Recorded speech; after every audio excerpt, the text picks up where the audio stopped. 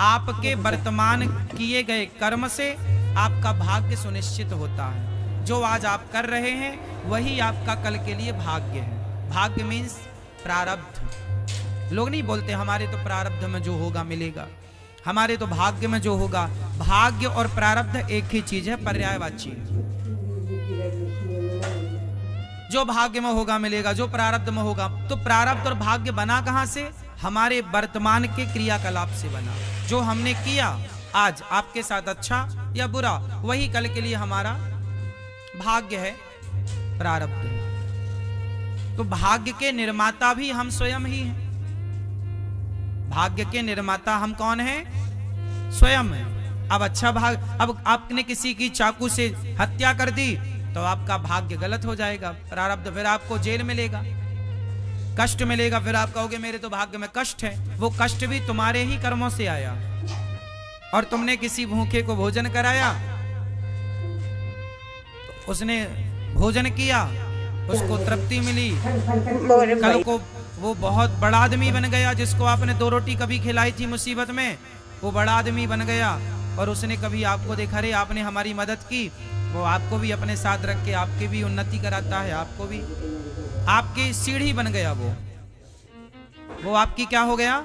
सीढ़ी, जो आपको ऊपर ले जाने में आपका सहयोगी बन गया, मदद करने में सही। तो जीवन में जो अब आपकी तरक्की हो रही है, आपका उत्थान हो रहा है, उस उत्थान के जिम्मेदार भी आप हैं, क्योंकि आपने कभी अच्छा किया था, उसका फल आपको मिला। जैसे आपने पढ़ाई के समय पढ़ाई की तो आप सीए बन गए, आप इंजीनियर बन गए, आप डॉक्टर बन गए, आप एडवोकेट बन गए, आप बड़े बड़े पदों में आईएएस बन गए, आईपीएस बन गए, कुछ भी बन गए।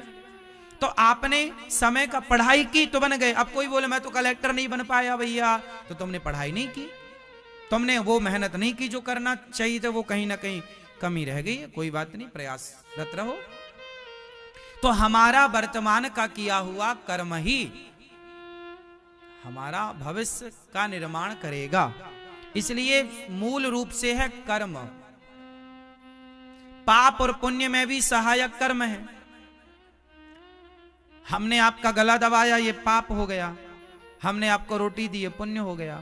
तो कर्म ही तो मूल में आया ना। गला दबाना कर्म था और रोटी देना भी कर्म था। तो कर्म ही पाप पुण्य का निर्माण करता है।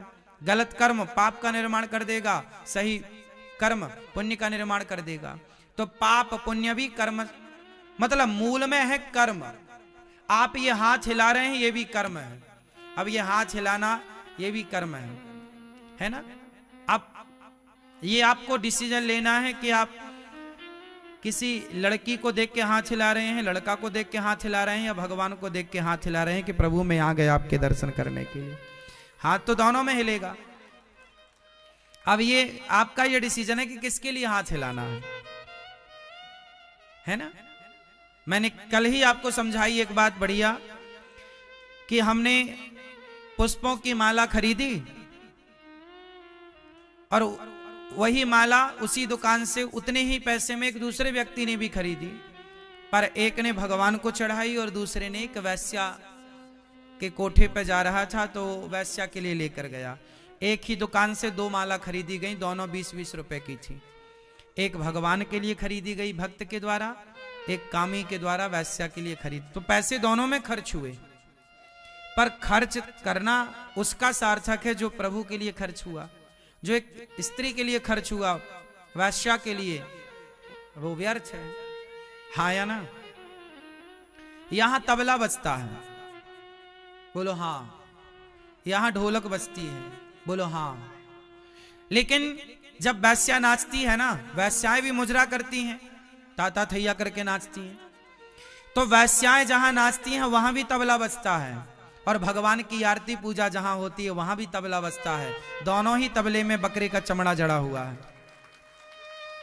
दोनों ही तबले में बकरे का चमड़ा लगा हुआ है। दोनों चमड़ों से सुर निकल रहा है, पर एक का सुर वैश्या को नचा रहा है, दूसरे का सुर भगवान को प्रसन्न करने के लिए निकल रहा है। तो बस यही है कि तबला तो तबला है, पर वो बज कहां रहा है, मंदिर में या वैश्यालय में?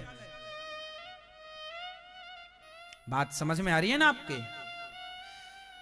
ईश्वर ने हम सबको सब कुछ बराबर बराबर दिया है।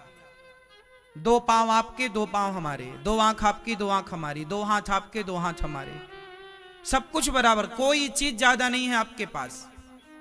ईश्वर के घर से जब आए थे हम लोग तो सब बराबर बराबर लेकर आए थे। ईश्वर का बंटवारा बिल्कुल परफेक्ट है। माना कि कोई अंधा कोई लंगड़ा है, वो ठीक है कि उसका प्रारब्ध है, पर लगभग हम सब लोग 99% सबको ईश्वर ने बंटवारा बराबर किया है। क्यों मेरी माँ? तुम्हारी भी आंखें 2 हैं, पड़ोसन की आंखें भी 2 हैं, तुम्हारे भी पांव 2 हैं, पड़ोसन की भी आंखें 2, हमारे भी पांव 2, आपके सब कुछ 10 उंगलियां हैं, ये देखो सबके 2 अंगूठे और 4-4 उंगलियां, एक एक हाथ में 8-8 उंगलियां और 2-2 ये अंगूठा, 10-10 टोटल। पांव में भी यही सिस्टम है, हाथ में भी यही सिस्टम है। तुम्हारे भी नाखून है, हमारे भी, तुम्हारे भी बाल, हमारे भी बाल, तुम्हारे भी नाक में 2 छेद, हमारे भी नाक में 2 छेद। क्या अलग है? कुछ भी अलग नहीं है। ईश्वर ने बंटवारा जब किया तो सबको एक सा दिया। फर्क यहां है कि जब ईश्वर का बंटवारा हुआ और आप संसार में आए तो किसी ने अपनी इन आंखों से प्रभु के चरणों को देखा, तो किसी ने इन्हीं आंखों से पराई नारी को छिप छिप करके देखा। बस देखने का फर्क है। आंखें तो ईश्वर ने सबको दी हैं, आप देख क्या रहे हैं मायने ये रखता है। पांव तो दिए हैं, आप लोग पांव दिए तो आप चलकर वृंदावन आ गए, और कोई अपने पांव से चलकर के वैश्या के कोठे में जाता है, तो कोई चलकर शराब की दुकान में जाता है। तो पांव से चलकर या तो आप वैश्या के पास जाएं, या तो शराब की दुकान में जाएं, या तो चलकर वृंदावन आए। पांव की जरूरत तो वैश्या के यहां भी पड़ेगी, पांव की जरूरत तो वृंदावन में भी पड़ेगी। तो पांव ईश्वर ने सबको दिए हैं। अब चलकर कहां जाना है ये डिसीजन आपका है, ये डिसीजन भगवान का नहीं है। लोग कहते हैं भगवान की मर्जी के बिना पत्ता नहीं हिलता, तो भगवान थोड़ी तुम्हारा हाथ पकड़ के कोई वैश्या के पास ले गए थे, भगवान थोड़ी रावण का हाथ पकड़ के ले गए थे कि जा सीता को चुरा ले। ईश्वर ने आपको दी रखा है ना, बंटवारा कर रखा। ईश्वर ने आपको बंटवारा किया, हाथ पांव के साथ साथ आपको ईश्वर ने 50 साल 100 साल का समय भी दिया है। मेरे पास कितने साल का समय है? मेरे 33 साल पूरे हो गए जीवन के। मैं 33 वर्ष जीवन के कार्यकाल पूरा कर चुका। अब पता नहीं मेरी कितनी और आयु है, मुझे नहीं पता, लेकिन जितनी भी है वो उतनी ही रहेगी, बढ़ेगी नहीं। मैं 70 साल का हूं कि 50 साल का हूं कि 40 का हूं कि 100 का हूं, ये ईश्वर जाने। जितना भी मैं हूं बस हूं, एक दिन भी बढ़ेगा नहीं मेरा। जिस दिन टाइम पूरा होगा, चलो भैया अनिरुद्धाचार्य चलो आओ वापस, चलो ठीक है चलो, जाना पड़ेगा। कोई ये संसार हमारे बाप का थोड़ी है। यहां तो हम आए हैं, किराए से रह रहे हैं और कार्यकाल पूरा करेंगे जाएंगे। हमें 100 साल का समय मिला, माना कि उदाहरण के तौर पर, उस 100 साल का समय आपके पास भी है। अब 100 साल में, उसी 100 साल की आयु में कोई विवेकानंद हो जाता है, कोई राम हो जाता है, कोई रावण हो जाता है। वही समय पर कोई राम बन जाता है। जो आपने अपने समय का दुरुपयोग किया तो रावण हो गए, और आपने अपने समय का सदुपयोग किया तो राम हो गए। बात समझ में आ रही है? ईश्वर ने आपको ज्यादा कम नहीं दिया, बराबर दिया है। ईश्वर की तरफ से न्याय सबके लिए। ईश्वर की नजर में सब एक हैं। यहां आकर कोई हिंदू हो गया, मुसलमान हो गया, सिख हो गया, ईसाई हो गया, ईश्वर ने तो इंसान भेजे थे। मजहब, पंथ, धर्म, बंटवारा, जातियां तो ईश्वर ने, भगवान ने इंसान भेजे थे। बंटवारा संसार में हो गया। ईश्वर ने जब पानी बरसाया तो वो पानी था, लेकिन पानी की बूंद गंगा में गिरी तो वो गंगा जल हो गया, यमुना में गिरी तो यमुना जल हो गया, नाले में गिरी तो वही पानी नाला हो गया। बस ईश्वर ने तो पानी बरसाया था। गंगा तो यहां हुई, यमुना तो यहां बनी। जो पानी यमुना से जुड़ गया वो यमुना हो गया, जो गंगा से जुड़ गया वो गंगा हो गया, और जो नाले से जुड़ गया। ईश्वर ने ना तो नाला बनाया ना तो बंटवारा किया। ईश्वर ने तो केवल पानी बरसाया था, शुद्ध जल। वो संगति से हो गया।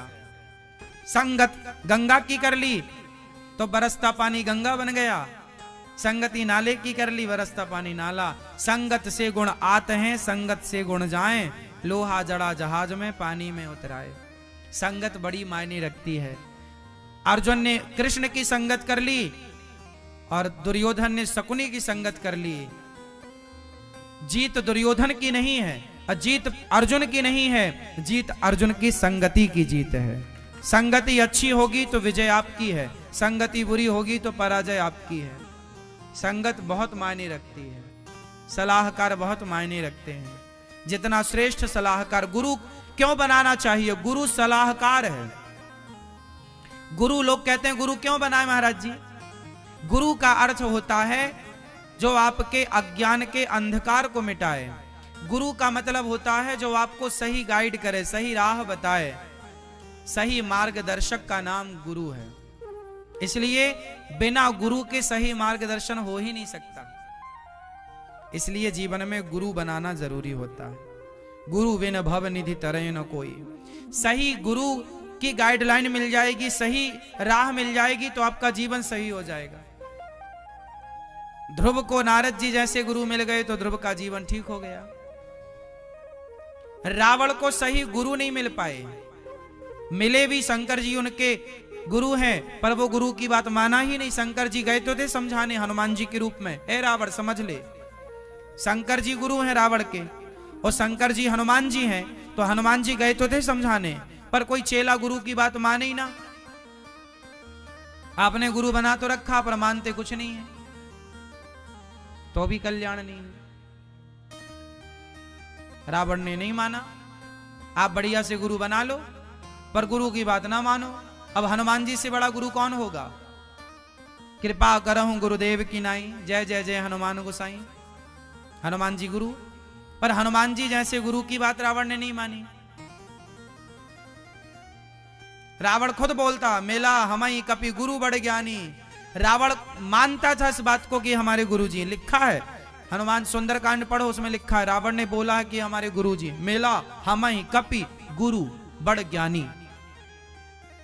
रावण ने गुरु बोला हनुमान जी को। वो जानता था कि शंकर जी हैं। रावण त्रिकालज्ञ था, कोई ऐरा गहरा नत्थु खैरा नहीं था, बड़ा पंडित था। वो जानता था कि शंकर जी हैं, हमारे गुरु जी हैं, पर अभिमान ने पर्दा डाल रखा था रावण की बुद्धि में। सब कुछ जीरो था, रावण सब जान, लेकिन अभिमान का पर्दा था। अपने मुंह से कह रहा है वो कि ये हमारे गुरु जी हैं, मेला हमारी कपि गुरु बड़े ज्ञानी। हमें बड़ा गुरु मिल गया ज्ञानी, कपि बंदर। जगत के संग ऐसे ही रहो जैसे कमल पानी में रहता है। कमल किस में रहता है? कमल रहता तो पानी में है, पर पानी से लिपटता नहीं है। कमल पानी से लिपटता, एक बूंद पानी की आ भी जाए तो गिरा देता है कमल। उसी तरह जो जग में रहूं तो वैसा रहूं जैसे जल में कमल का फूल रहे। मेरे सब गुण दोष समर्पित हों भगवान तुम्हारे चरणों में। संसार में ऐसे रहो, रहो पत्नी परिवार के बीच में, लेकिन अपना मत मानो इन्हें। ये मानो कि ये व्यवहार के लिए हैं, थोड़े दिन बाद हैं, थोड़े दिन बाद हम चले ही जाएंगे। अपना आपको मां देखो, आप 7 दिन के लिए वृंदावन आए, इन 7 दिनों में आप हमें अपना मान लो, हम आपको अपना मान लें, तो अपना मानने से भी तो फायदा नहीं है ना, क्योंकि 7 दिन पूरे होते ही आप चले जाएंगे। 7 दिन पूरे होते ही हम चले जाएंगे, हाँ या ना? तो अपना किसे मानना है? भगवान को। संसार के साथ क्या करना है? अच्छा व्यवहार। पत्नी के साथ अच्छा व्यवहार, अच्छे से बोलो।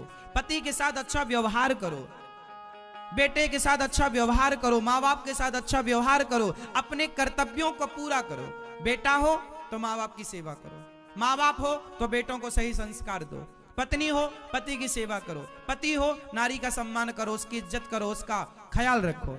जहां हो, जिस पद पर हो, उस पद की गरिमा बनाए रखो और अपनी जिम्मेदारी करो, पूरी करते रहो। रिश्ते निभाते रहो, लेकिन निभाते हुए ये मान लो कि ये मेरा नहीं है। जैसे